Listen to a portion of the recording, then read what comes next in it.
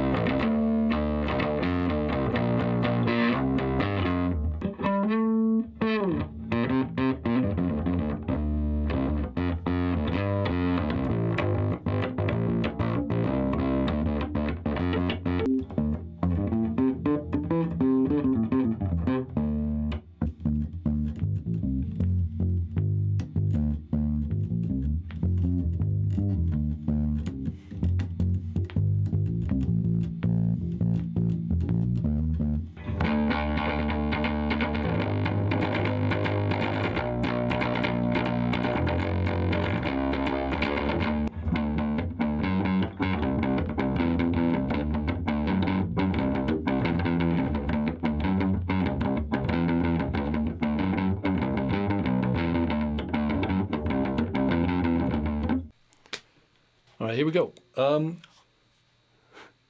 So there you go. It actually works kind of cool as like a bass recording amp. There's definitely not enough power to play bass live, and there's no DI on it, so a fun little recording tool for bass and definitely good for practice.